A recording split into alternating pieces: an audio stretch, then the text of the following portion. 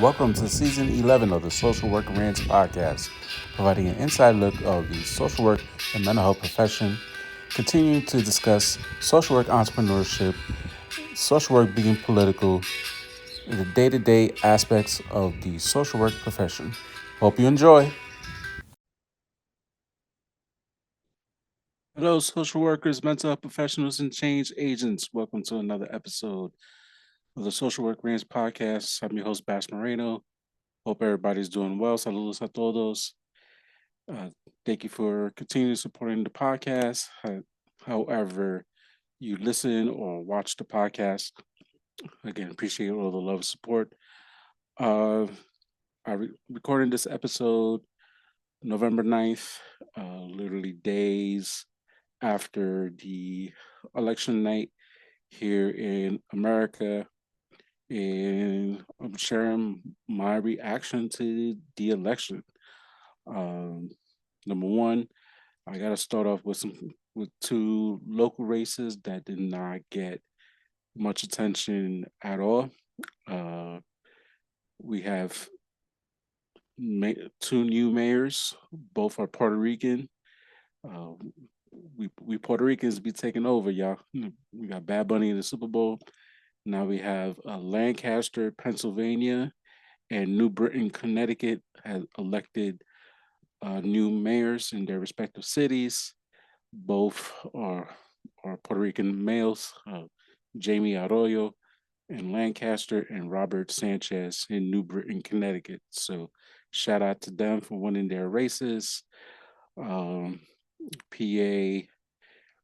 areas like Reading and Lancaster, there's a lot of Latinos there. So there's also a lot of hate groups in PA. So uh, best of luck to those respective mayors.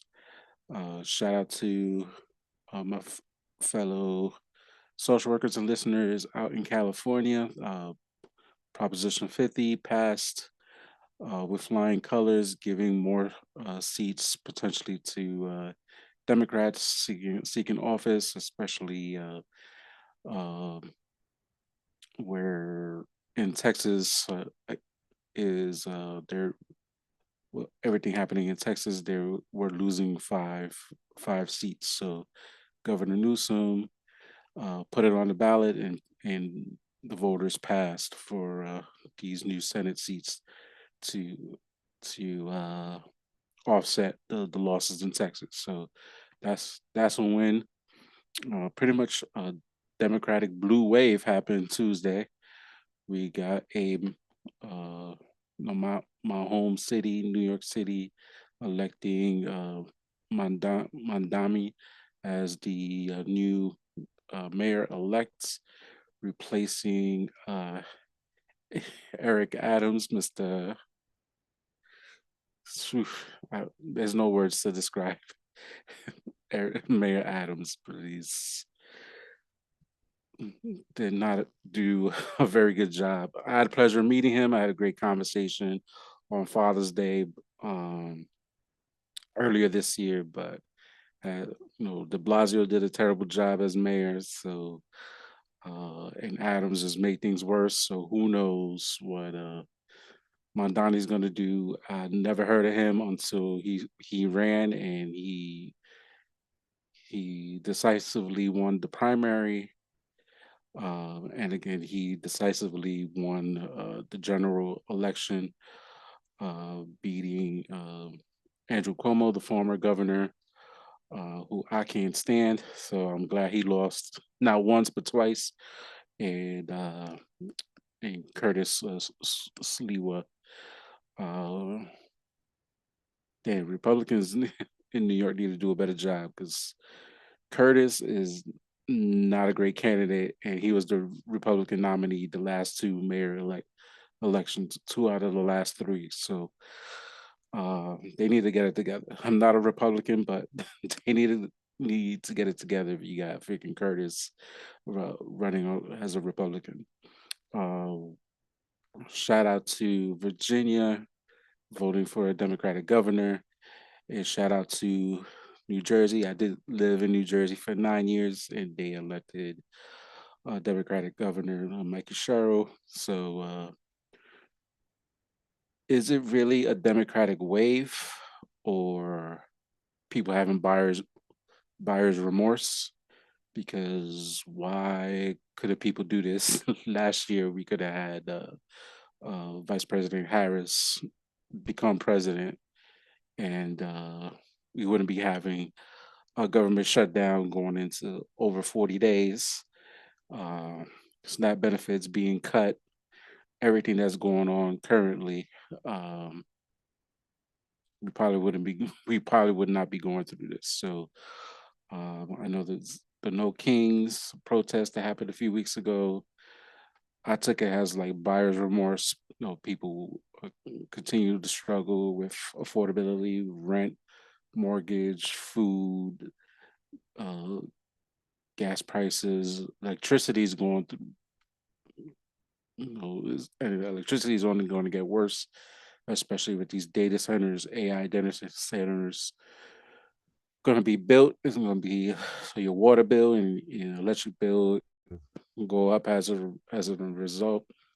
I'm seeing here in Delaware, people trying to fight these data centers they want to build here because there's a lot of issues here in Delaware regarding affordability in terms of electricity that already went up, and then we got our property taxes that for many folks there's a whole lawsuit happening in Delaware about property taxes going to go up and school taxes. So Delaware is a hot mess right now.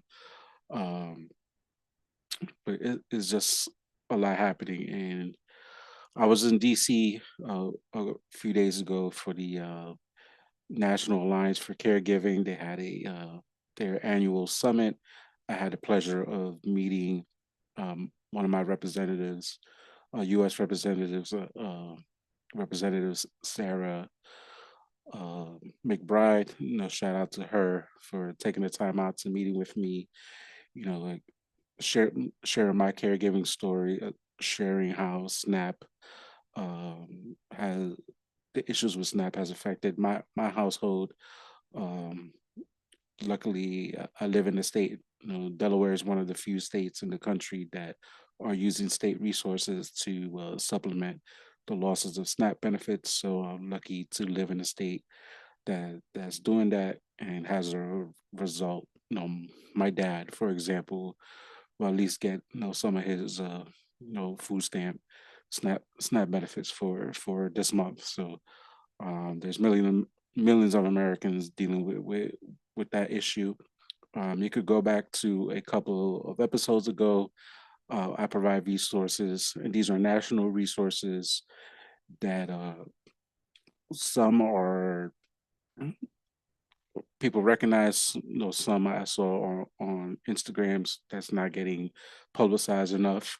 So you can go back a couple of episodes if you missed it, of food resources for the social workers or non-social workers. If you need the resource for yourself or your loved ones or for your clients, go back a couple of episodes ago. I did an episode about food resources, and not only just food, but there's one website that does food, housing, and transportation as well. So you could go back and listen or watch that episode if you need it. So um, I s- when I was also when I was in DC, kind of smelled like that blue wave kind of happening. There's people still working. There was definitely um, the Republicans were in the Capitol saying a whole lot of nonsense. Um, Trump is in D.C. talking about the the nonsense of reducing the prices for the weight loss drugs. I saw a video about somebody really giving the breakdown of what that means, and it's not really like a cost reduction of drugs.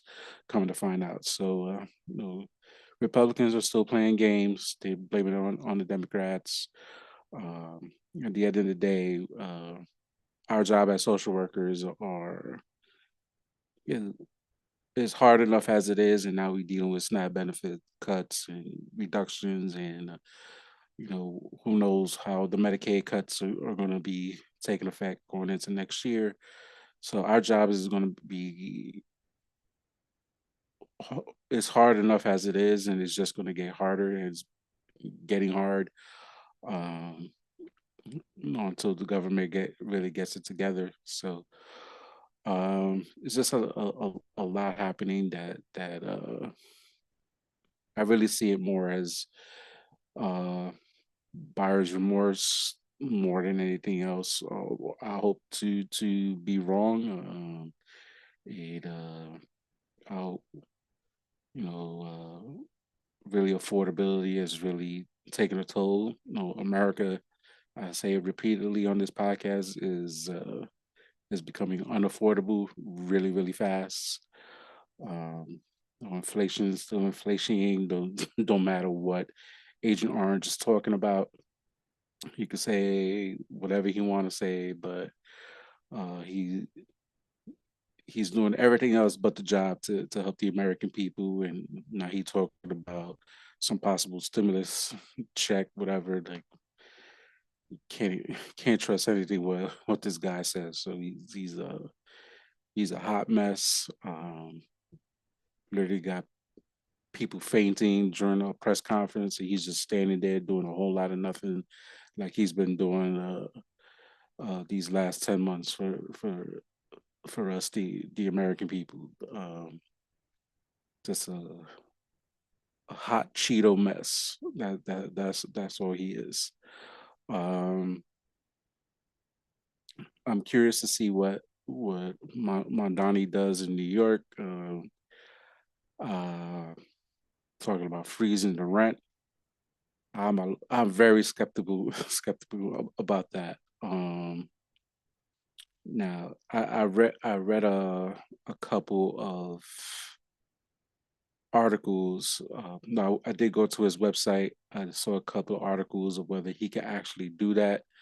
Um, and I saw an interesting article saying that Mayor Adams, before he leaves, so New York City has a rent board, so they're the ones who actually makes the decisions on these rent stabilized apartments, whether they could increase rents or not. So if Eric Adams still has the power to appoint people um, for this rent board, and they could remain on the rent board into 2026. So any possible freezing of the rent cannot possibly happen immediately if Mondani wants it or not. Now that's just something I read, and I'm not going to take that as face value. I know New York City is very tenant friendly, and and that's not great for if you own property there. But there's hundreds and hundreds of slumlords in New York City, so there's a policy on that to deal with the slumlords in the city. So the in terms of housing in New York, I've done 4 or 5 episodes on the podcast. Shout out to Rosita. I always have her on. Um, she works at a house one of the major housing programs in New York City. So I think I may reach out to her once she comes back from Somos in Puerto Rico. Maybe reach out to her about what she thinks about or what she's hearing in terms of these rent stabilized apartments and the board, whether Mondani could do what he said he's going to do, because he definitely uh, said the right things in order to get elected. Affordability, talking about free buses. I know the buses he can't do that without the state approving that, because the city does not control the trains and buses in New York. So you need to get the governor permission about that. And New York City's governor, New York State governor, she's a hot mess too. So a lot happening in politics. Social work is political. I got no shame in the game to mention my 2 cents regarding it. So I would love to hear your thoughts. If there's any other races that might bear some importance that happened this week, leave it in the comments. Whether it be YouTube or on the audio side. So, um, are any potential races for 2026, which we should be on the lookout for? Um, and there's some big races happening next year. I think New York State governor's race, I think, is happening next year, and a couple of other you know big races. So um, that's it. That's my two cents. And again, we're still in the government shutdown. Shout out to all the social workers who are doing the best they can, helping their clients out, how by any means necessary. Resources are scarce. Um, even like food banks are asking for donations, so it's a tough time that we in trying to serve our clients, do the best we can. There's a lot of anxiety, a lot of depression, rightfully so. But just do the best you can. You are doing the best that you can. Keep on pushing. Uh, and keep up the great work because, like I said, you're doing the best you can. So, shout out to all the social workers, mental health professionals, the change agents, doing the work day in day out for our clients and for society at large. Talk soon, folks. Peace.